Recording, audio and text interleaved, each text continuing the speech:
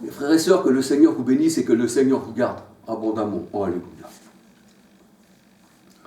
Alors je me baladais un peu sur les réseaux sociaux et je m'aperçois que la parole de Dieu, eh bien, elle est vraiment rejetée par le monde qui est ténèbres.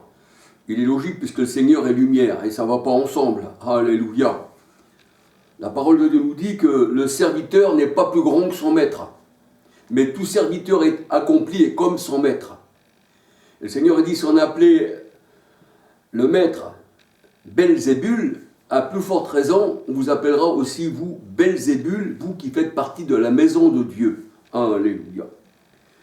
Nous voyons que les disciples du Seigneur, eh bien, ont été insultés exactement comme leur maître. Alléluia. Le Seigneur a dit, vous aurez des tribulations dans le monde, mais prenez courage, j'ai vaincu le monde. Alléluia.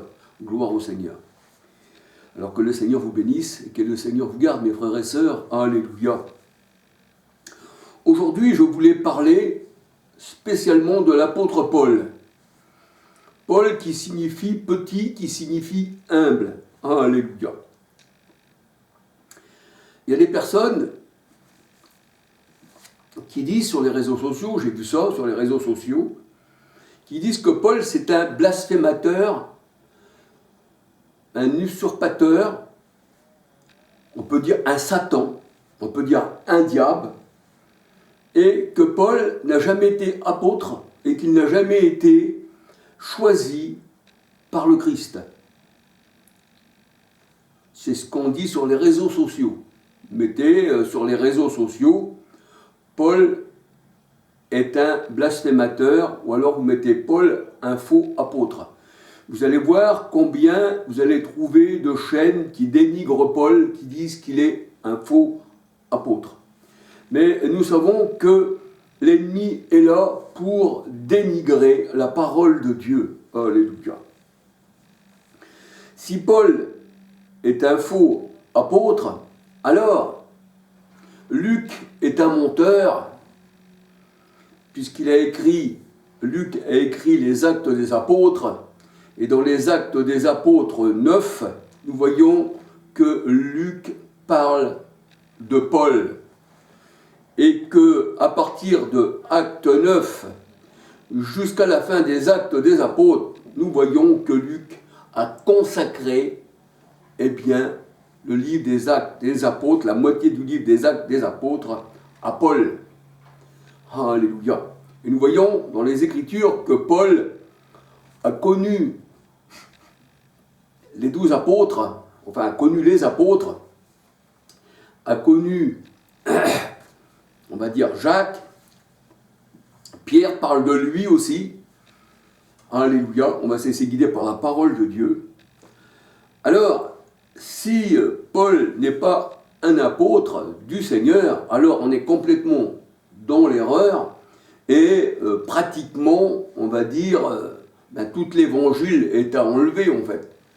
Parce que nous voyons dans la parole de Dieu que Paul a côtoyé les apôtres et que Luc même parle de Paul et que Paul aussi parle de Luc. Alléluia.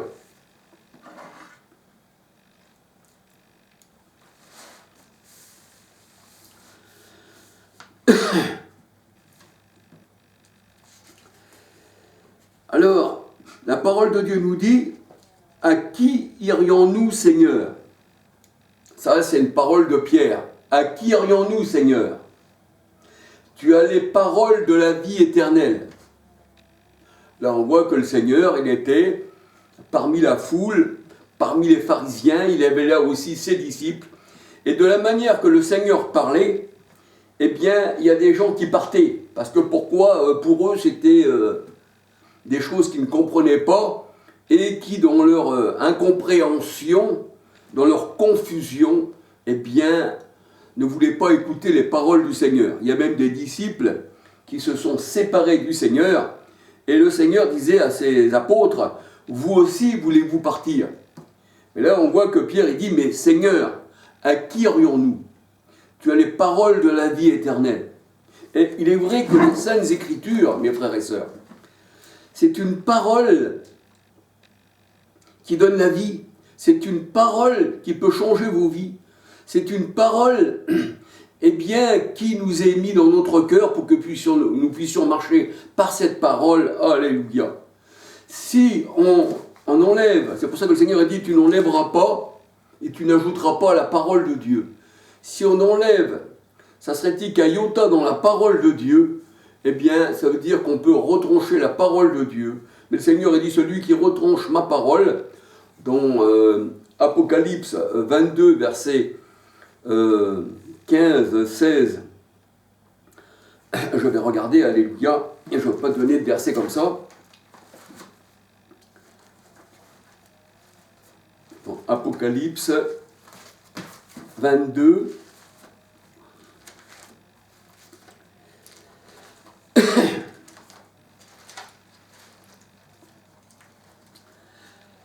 Apocalypse 22, alors Apocalypse 22,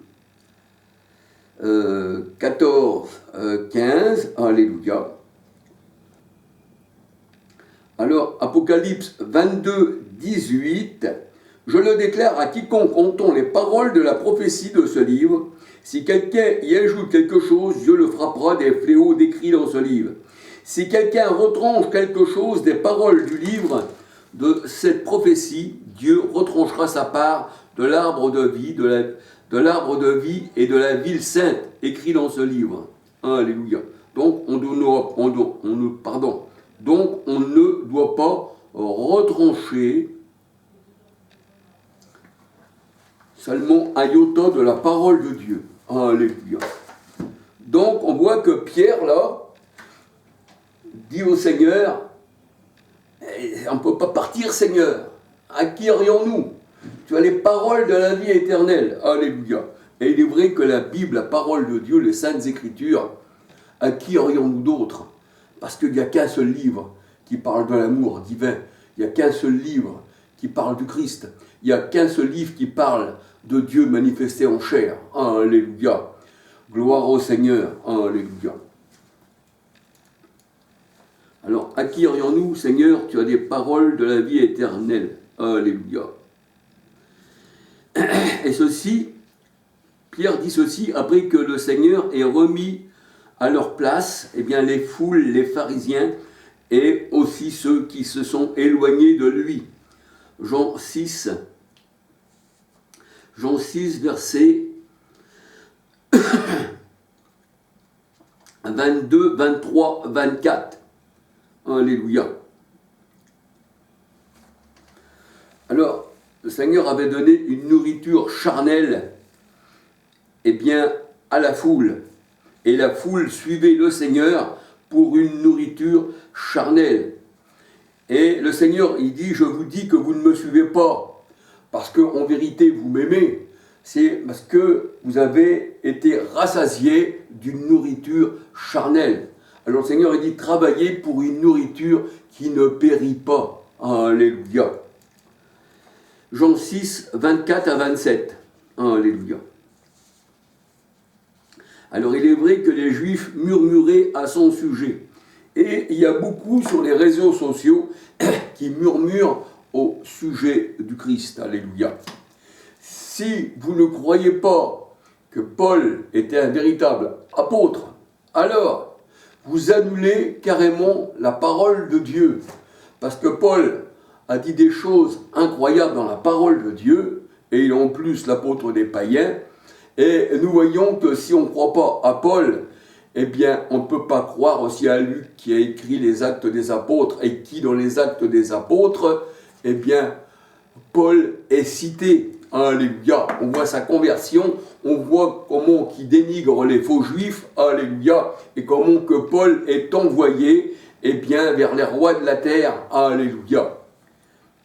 Le Seigneur a dit, je l'ai choisi pour qu'il porte mon nom devant les nations. Alléluia. Alors on peut dire que les Juifs murmuraient. Alléluia.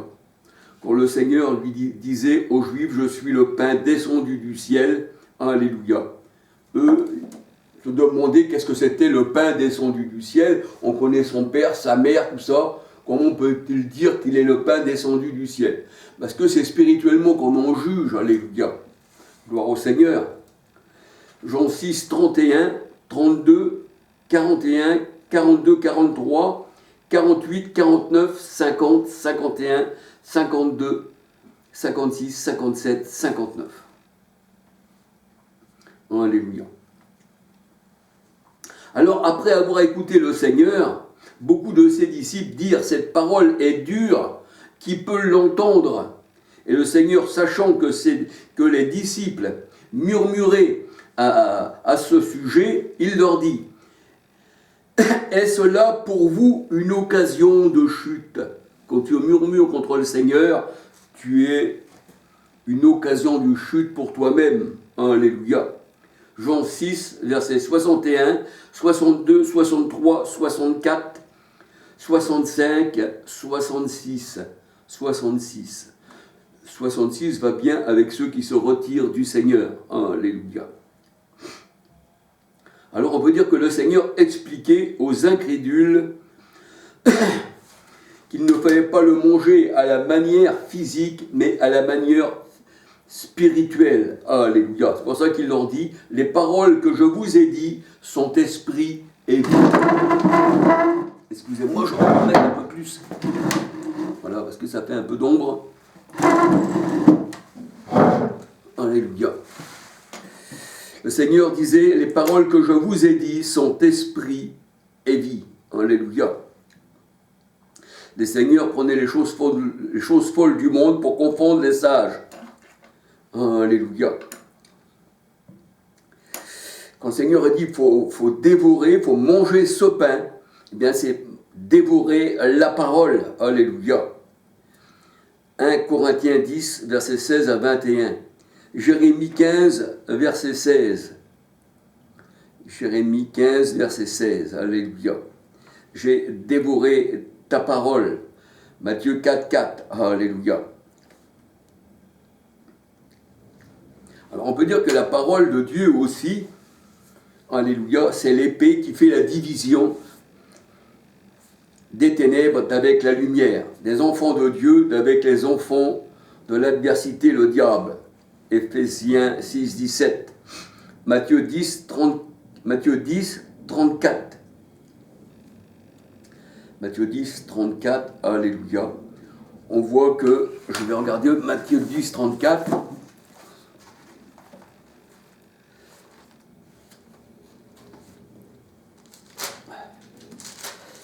Alléluia.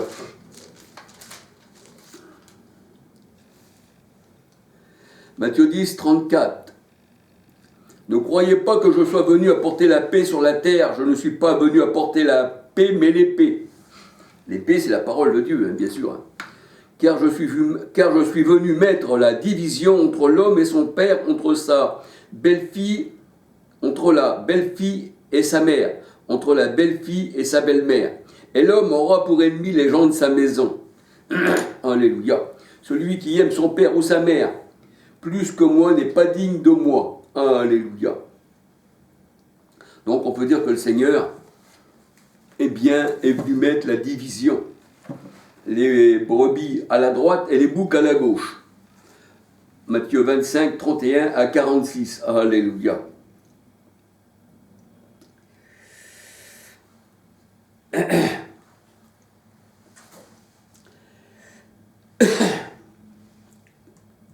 Le Seigneur est venu mettre une division entre ceux qui le rejettent et ceux qui l'ont reconnu pour leur sauveur. Alléluia. Jean 6, 36. Et la parole de Dieu nous dit que c'est lui qui attire les hommes à lui. Alléluia. Jean 6, 36. Jean 6, 37, 39.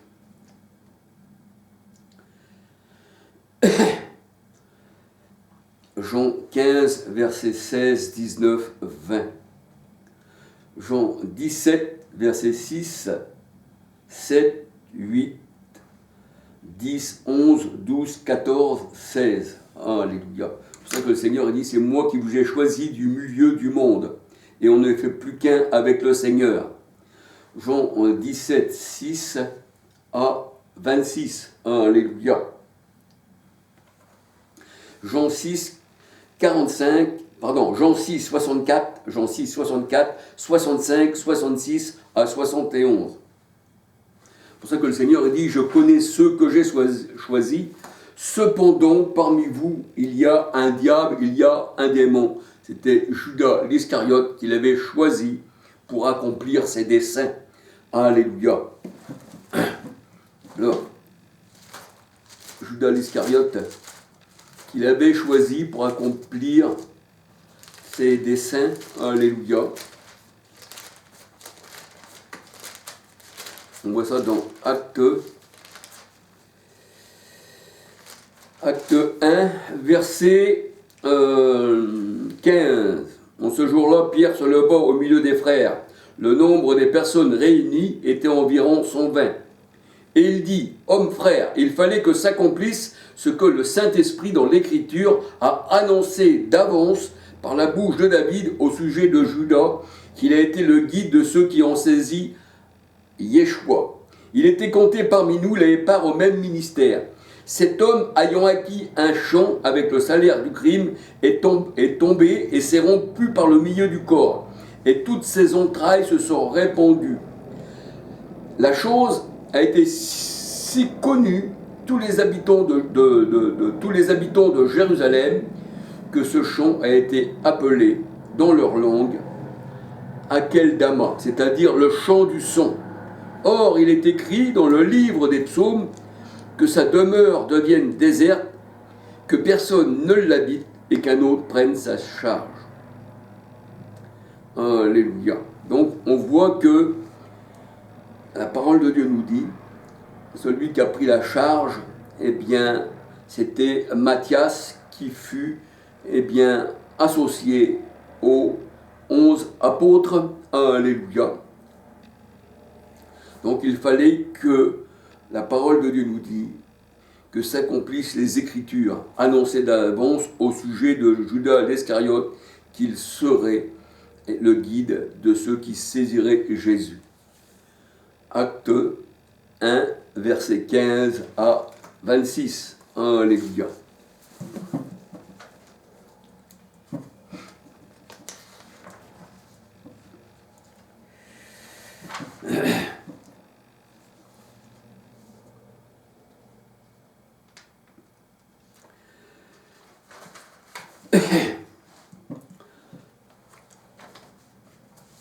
Alors nous voyons dans les Saintes Écritures que le diable, le lion rugissant, qu'on appelle Satan, le diable, le lion rugissant, dans Apocalypse 5, versets 8-9, eh bien, s'attaque aux Saintes Écritures.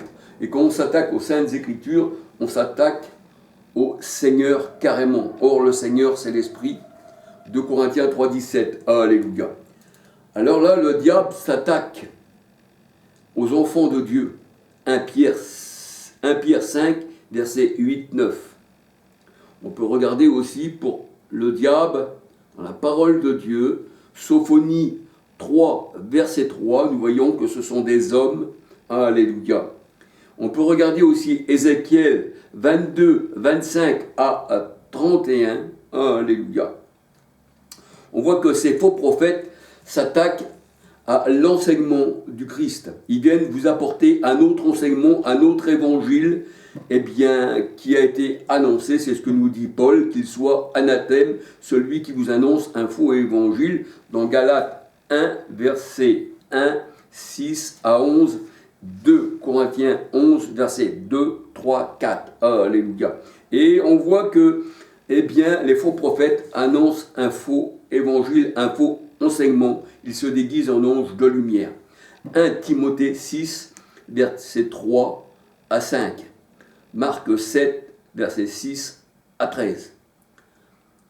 Alors on peut regarder aussi le psaume 22, verset 13, 14. Psaume 10, verset 2, 9. Alors, psaume 57, pour les lions rugissants, les faux prophètes. psaume 57, versets 4, 5. C'est pour ça que la parole de Dieu nous dit dans 2 Timothée que les disciples ont fermé la gueule des lions. 2 Timothée 4, verset 17. Hébreux 11, verset 33, 34. On peut regarder encore psaume 58. Alléluia. Verset 4 à 10. Psaume 58, verset 4 à 10. Alors, on peut regarder aussi le psaume. Je vous donne plusieurs versets, mes frères et sœurs, comme ça vous puissiez regarder. Psaume 91, verset 13. Tu marcheras sur le lion, sur l'aspi, sur la vipère. C'est ça pour ça que le Seigneur disait aux pharisiens, race de vipère. Psaume 91, verset 13. Vous marcherez sur le dragon, sur la vipère, sur le lion. Alléluia. C'est ce qui est écrit dans la parole de Dieu. Ézéchiel 19, versets 1 à 9. On voit que le dragon, ce sont des rois appelés la bête. Alléluia. Apocalypse 12, versets 2, 3 à 17, appelé Satan le diable, la bête. Alléluia. Apocalypse 17, versets 9, 10, 11. Le grand dragon, eh bien, c'était les rois. Jérémie 54, 31. Et les rois sont ennemis de Dieu. Alléluia. Actes 4, 25, 26, 27. C'est pour ça que le Seigneur, eh bien, Colossiens 2, 14, Éphésiens 6, 10 à 17, il a rendu à l'impuissance les dominations de ce monde.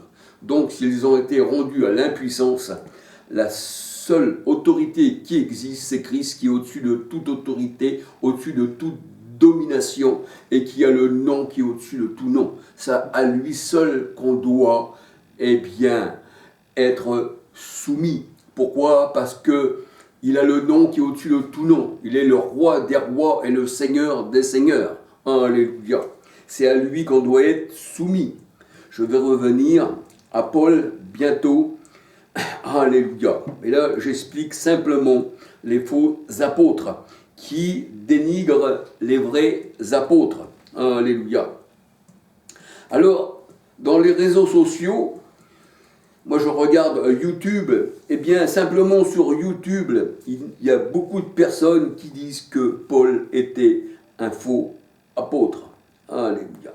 C'est-à-dire ces personnes-là passent leur temps, excusez-moi pour le sifflement du train, ces personnes-là passent leur temps à contredire les Écritures. Et c'est ce qui nous est dit dans la parole de Dieu, dans Luc 2, 34. Cet enfant sera un sujet de contradiction. Pourquoi ? Parce que la lumière déplaît aux ténèbres.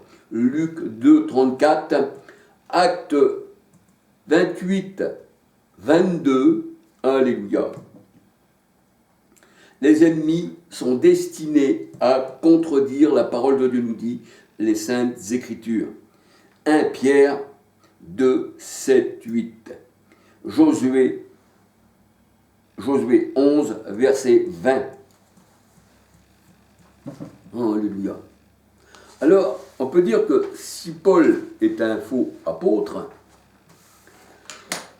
je vais parler ici un peu contradictoire, je dirais, puisque c'est les contradicteurs qui disent ça, que Paul est un faux apôtre, alors je vais me mettre quelque temps dans la position charnelle d'un contradicteur. Je dirais que Paul est un faux apôtre, mais tout en sachant que Paul n'est pas un faux apôtre. Alléluia. Alors si donc Paul est un faux apôtre, Luc aussi a écrit sur Paul. Luc explique la conversion de Paul. Donc Luc est le témoin d'un faux apôtre. Et Luc aussi, par la même, eh bien, il se dirait même qu'il est parmi ceux qui donnent raison aussi aux faux apôtres. Alléluia. Luc 1, verset 1, 2, 3, 4, 5. Paul a écrit pour Théophile. Il a écrit les actes des apôtres. Acte 1, verset 1 à 8.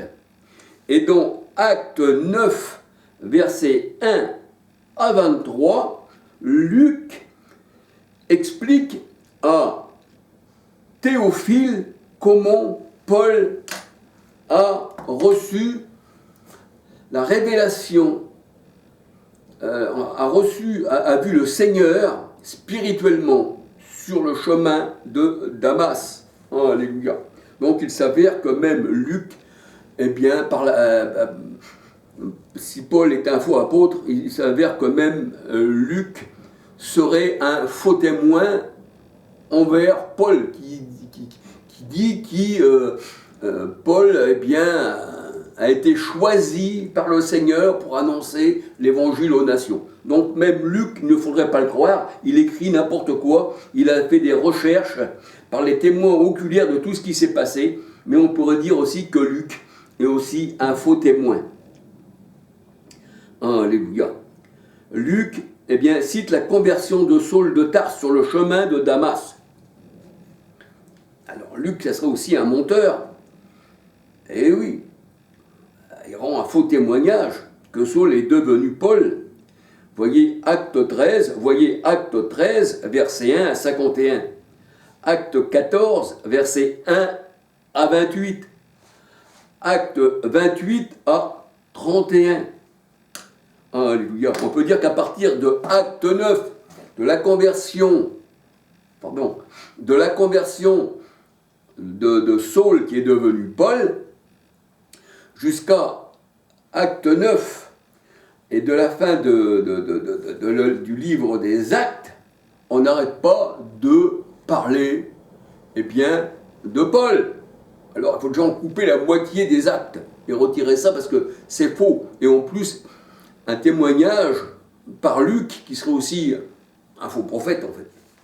Et oui.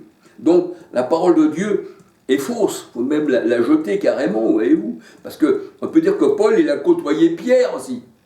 Voyez-vous. Marc, eh oui. Barnabas, Tite, Timothée, Philémon, qui étaient ses enfants, c'est lui qui les a instruits dans la foi. Alléluia. Donc tout ça est à jeter. Parce que l'apôtre Paul, c'est un menteur. Et ainsi que Luc aussi. Alors l'épître de Paul aux Romains doit être enlevée. Ça a été écrit par un faux apôtre, même à l'église de Corinthe. Voyez-vous, l'église de Corinthe n'a jamais connu Paul non plus. Et tout ce que Paul a écrit sur l'église de Corinthe, eh bien, tout est faux, puisque un usurpateur, un faux prophète. C'est ce que disent ceux qui sont contre la parole de Dieu, en fait. 2 Corinthiens 1, verset 1-2. Alléluia. L'épître aux Galates aussi s'avère être une lettre trompeuse qui a été écrite par un faux apôtre. Galates 1, verset 1-2. Alléluia. Et c'est pareil, également aux Éphésiens, quand Paul écrit aux Éphésiens, Éphésiens 1, verset 2. Colossiens aussi, l'église de Colosse. Paul a écrit là-bas ce faux apôtre, et bien il écrivait à Colosse. Colossiens 1, verset 1-2. À Thessalonique aussi, l'église de Thessalonique. Thessaloniciens 1, verset 1-2. 1 Thessaloniciens, verset 1-2. 2 Thessaloniciens aussi, on peut voir. Alors on peut dire que Timothée a été instruit et enseigné par Paul, un faux apôtre. Eh oui. Donc Timothée est dans l'erreur. 1 Timothée 1, verset 7. 2 Timothée 1, verset 11. Et Paul appelait Timothée son enfant, puisque c'est lui qui l'avait enseigné, comme Tite, tout ça, voyez-vous. Alors Paul, pour avoir fait ceci, bien, il est pas apte, puisque c'est un faux apôtre. Et il appelait Tite son enfant. Alléluia. Ainsi que Timothée. 1 Timothée 1, versets 1, 2, 18, 19, 20. On peut voir aussi 2 Timothée 1, versets 1, 2, et 2 Timothée 2, versets 1, 2, 3. Alléluia. La parole de Dieu nous dit que Tite est l'enfant légitime de Paul, c'est-à-dire ce faux apôtre. Tite 1, versets 1, 2, 3, 4, 5, 6, 7. Alors, Paul a écrit à Philémon. Philémon 1, versets 1, 2, 3, 4. Alors, Philémon n'a pas reconnu en Paul un faux prophète. Il n'a même pas l'esprit de Dieu, Philémon. Parce que le Seigneur a dit, il faut discerner l'esprit des faux prophètes. Dans 1 Jean 4, versets 1 à 6. Ne donnez pas foi à tout esprit, mais éprouvez les esprits pour savoir s'ils sont de Dieu. Même Pierre, même Paul, quand il a donné la main d'association aux apôtres, les apôtres qui ont donné la main d'association, ils ne savaient pas, ils étaient égarés. Ça ne peut pas être un faux prophète, ça. Donc ils ne reconnaissent même pas les faux prophètes, c'est-à-dire. Ils sont tous dans l'erreur, en fait.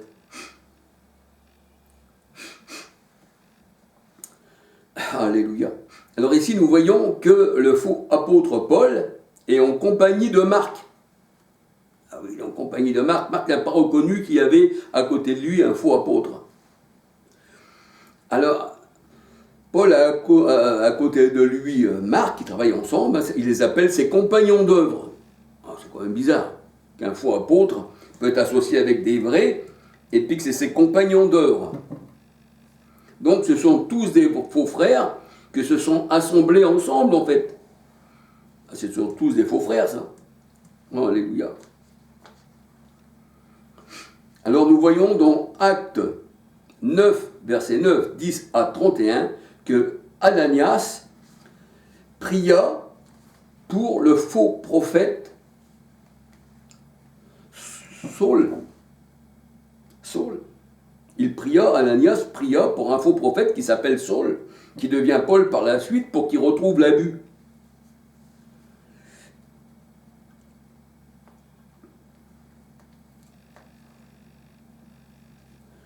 Alors on voit que le faux prophète Paul, eh bien, resta avec les disciples.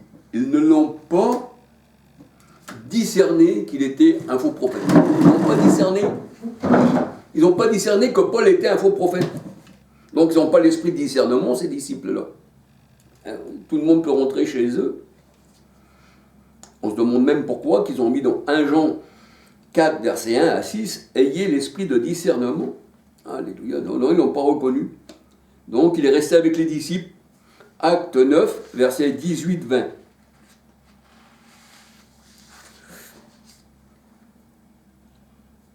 Alors on peut dire que ces faux disciples, bien, les disciples du Seigneur, c'est-à-dire les apôtres, se complaisent avec un faux prophète parmi eux, en fait.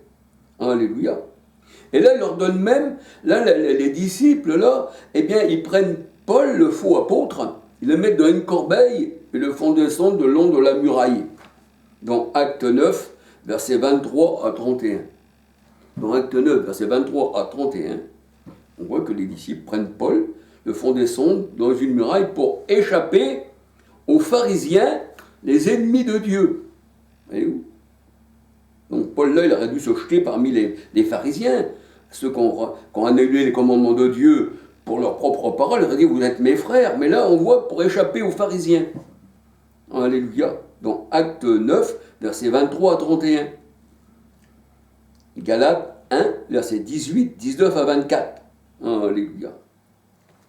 Dans Galates 1, 18, 19 à 24, il a demeuré chez Céphas 15 jours. Et Céphas, lui, n'a pas reconnu, Paul c'était un faux, il n'a pas reconnu. Il a demeuré avec Céphas 15 jours dans sa maison. C'est quand même bizarre, ça. Et oui, Galates 2, versets 1, 7, 8, 9. Et on peut dire que les apôtres ont donné la main d'association à Paul, le faux apôtre. Galates 2, versets 1, 7, 8, 9. Acte 11, verset 30. Acte 13, versets 1, 2. Alléluia.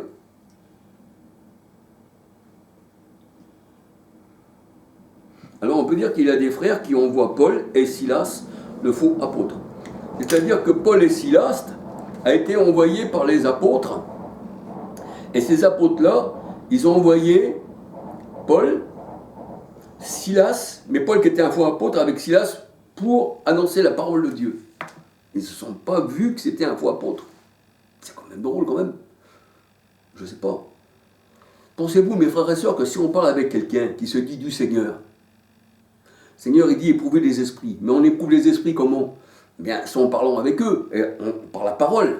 C'est un peu comme les Juifs de Béret qui regardaient dans les Écritures si c'était exact ce qu'on leur disait. Dans Acte 17, verset 11. Je crois que c'est Acte 17, verset 11. Eh bien, c'est comme ça qu'on éprouve. Et on éprouve aussi ceux qui ne sont pas du Seigneur, de la manière d'où ils viennent, s'ils sont bâtis sur Rome, sur un Vatican, s'ils sont protestants, s'ils sont adventistes, s'ils sont anabaptistes, ici et ça. Voyez-vous, c'est comme ça, ils ne sont pas greffés sur l'olivier naturel d'Israël, parce que Jésus est juif, Jésus n'était pas italien, Yeshua n'était pas italien, alléluia. Eh bien non, là, ils l'ont laissé partir avec Silas, acte 17, verset 10-14, acte 13, verset 1-2, alléluia. Alors, la parole de Dieu nous dit qu'il y avait des miracles qui se faisaient par les mains du faux apôtre Paul. Acte 19, verset 11. Et on peut dire que Pierre lui-même appelle le faux prophète, le faux apôtre, son frère bien-aimé Paul. 2 Pierre 3, 15, 16. Pierre appelle Paul son frère bien-aimé. Il faut se recommander aussi à Paul dans ses écritures. Ce faux apôtre, là, qu'est-ce qu'il fait, Paul? Il a perdu la raison. Ah oui, c'est un faux apôtre. 2 Pierre 3, 15, 16. Alors on peut dire que si Paul est un faux apôtre, alors ses lettres, ses épîtres sont fausses. Et le salut par la grâce qu'il a enseigné est faux. Il faut travailler, on va dire, à notre salut. Il faut qu'on fasse de bonnes œuvres pour nous sauver. On va se sauver par nous-mêmes. Ah oui, si Paul c'est un faux prophète et qu'il a annoncé le salut par la grâce, seul, et que la grâce est un don de Dieu, on ne se sauve pas nous-mêmes, eh bien en ce moment-là, si c'est le contraire, parce que Paul c'est un faux apôtre, donc il faut prendre ça contrairement, alors sauvons-nous par nos œuvres, et on recevra l'Esprit par nos œuvres, c'est ce que nous dit Galates 3, Paul, lettre aux Galates, Paul nous dit qu'on est sauvé par grâce, et qu'on a reçu l'Esprit non sous la loi par les œuvres, mais par l'Esprit. Mais Paul, comme il est un faux apôtre, il ne faut pas le croire, travaillez à vos propres œuvres, sauvez-vous vous-même. Alléluia. Et comme Paul dit, en effet, la foi sont les œuvres, la foi est morte aussi, c'est ce que dit aussi Jacques. Donc si on est sauvé par grâce, alléluia, sont les œuvres, la parole de Dieu nous dit que Christ nous a élus avant la fondation du monde pour que nous puissions faire de bonnes œuvres, c'est-à-dire avoir la charité, l'amour, et ci et ça, parce que nous sommes des enfants de Dieu. Mais c'est pas ça qui nous, on va dire, c'est pas ces œuvres-là qui nous sauvent. Alors, on est sauvé par grâce, le don gratuit de Dieu. Mais vu qu'on est sauvé, alors on fera de bonnes œuvres, parce que l'amour fait de bonnes œuvres, elle aide son prochain. Alléluia. Galates 3, 1, Galates 3, versets 1, 2, 3 à 29. Alors, si on reste sous la loi, bien sûr, eh bien, on est sous la malédiction, parce que Paul dit que nous ne sommes plus sous la loi dans Romains 10, verset 4. Alléluia. Mais que nous sommes dans l'amour, et l'amour est l'accomplissement de la loi. Ah non, Paul se trompe, en fait. Ah oui. Alors, faisons des œuvres qui vont nous sauver. Alléluia. Ayons les compétences pour être sauvés. Et là, on a lieu de se glorifier, puisque si ça vient de nous, on peut se glorifier. Mais comme Paul dit, qu'on est sauvé par grâce, on n'a pas lieu de se glorifier, puisque c'est une grâce. Et une grâce, eh bien, on ne la mérite pas. Voyez-vous? enlevez Paul, vous enlevez tout ce qui est la parole de Dieu. Alléluia. Eh oui. Alléluia. Christ est la fin de la loi. Romains 10, verset 4. On peut voir aussi, eh bien, Éphésiens 2, verset 8, 9, 10. Alors on peut dire que Paul est donc un Satan, un diable, un ange déguisé en ange de lumière.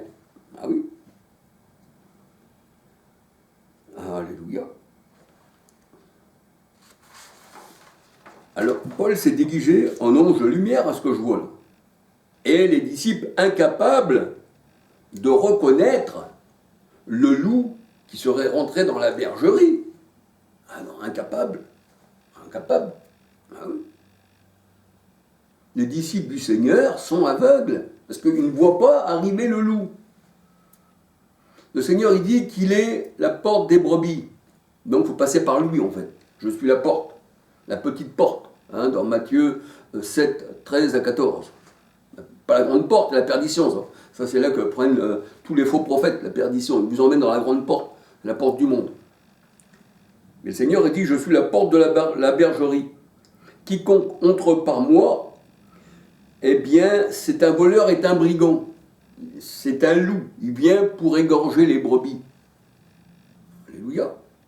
Et le Seigneur, il dit, qui donne sa vie pour ses brebis, et il sait reconnaître le Seigneur, ses brebis. Et ses brebis entendent sa voix. Alléluia. Tandis que là, non, les brebis n'entendent pas la voix du Seigneur. Ils ne sont pas inspirés. Là, il y a un loup qui est au milieu, Paul, qui vient dévorer un usurpateur. Et vous savez, ça ne s'arrête pas là pour Paul, pour la parole de Dieu. Je parle de Paul, mais je veux parler aussi d'autre chose. Ils disent que, les réseaux sociaux disent aussi que Yeshua était marié avec Marie-Madeleine et qu'il a eu des enfants selon la chair. Et que ces enfants-là seraient arrivés à Sainte-Marie de la Mer. Mais Dieu est esprit. Alléluia. Or, le Seigneur, c'est l'esprit. 2 Corinthiens 3, 17. Le Seigneur, Dieu qui a tout créé, et qui s'est manifesté dans la chair, 1 Timothée 3, 16, aurait eu des sentiments d'un être humain de se marier et de donner des enfants selon la chair. Et ces enfants-là seraient partis dans le monde, aux Sainte-Marie de la Mer, voilà, ici et ça. Mais c'est une aberration. Regardez tous ceux qui disent que Yeshua était marié avec une femme, qu'il aimait mieux plus Jean, parce qu'il était couché sur son sein, alors il avait des choses un peu homosexuelles, un peu comme, comment on va dire, David, qui aimait Jonathan comme lui-même, il avait des tendances homosexuelles. Et ces gens-là se disent connaître la parole de Dieu. Alléluia. Regardez un peu tout ce qu'on dénigre. Et aujourd'hui, je vois aussi encore, eh bien, je vais parler de l'Église catholique, qui aurait fait des bonnes choses. L'ascension de Marie, la rédemption de Marie, et ci et ça et ça. Ça, j'en dis ce qu'on vient pas. Ah oui, que ce pape-là, il aurait fait de bonnes choses. Mais ce pape-là, que vous voyez aujourd'hui, qui fait des bonnes choses, on sait qu'il y a l'œcuménisme. Et l'œcuménisme, c'est toutes les religions ensemble. Voyez-vous, toutes les religions ensemble. Donc, ils ne forment qu'un seul avec la chair. Celui qui s'attache à la chair est avec... Celui qui s'attache à la prostituée est avec elle une seule chair, la parole de Dieu nous dit. Celui qui s'attache au Seigneur est avec lui un seul esprit. 1 Corinthiens 6, 13 à 19. Mais, quand on voit toutes ces choses-là, que le pape enlève certaines choses qui déplaisent aux protestants, eh bien, l'œcuménisme peut mieux passer. Voyez-vous? Parce que comment on va dire, l'ascension de Marie, co-rédemptrice Marie, il faut passer par Marie, et ci et ça. Alors le pape, il dit non, maintenant j'enlève tout ça, ça fait un peu trop de désordre entre catholiques, protestants et un peu tout. Alors, on va enlever certaines choses pour que ça soit plus ensemble. Voyez-vous? Alors j'ai regardé sur les réseaux sociaux ce que le pape avait enlevé, mais il est toujours basé sur Rome, le pape. Christ n'était pas romain. Le Christ, le Seigneur, Hein, le Christ, c'est l'Esprit, de Corinthiens 3,17. Mais en tant qu'homme, le Seigneur était juif. Et le salut vient des Juifs, il ne vient pas de Rome. Voyez-vous, la parole de Dieu nous dit qu'il y a la nouvelle Jérusalem, c'est l'épouse du Christ.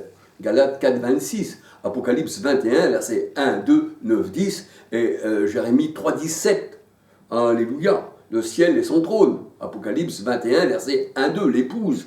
Alléluia. Donc, nous, païens, la parole de Dieu nous dit dans Romains 11, nous avons été greffés sur Israël, de Dieu. Alléluia, pas Israël selon la chair, l'Israël d'en bas, qui tue les prophètes. Galates 4, 21 à 31, Apocalypse 11, verset 8. Non, pas celle-ci. Alléluia.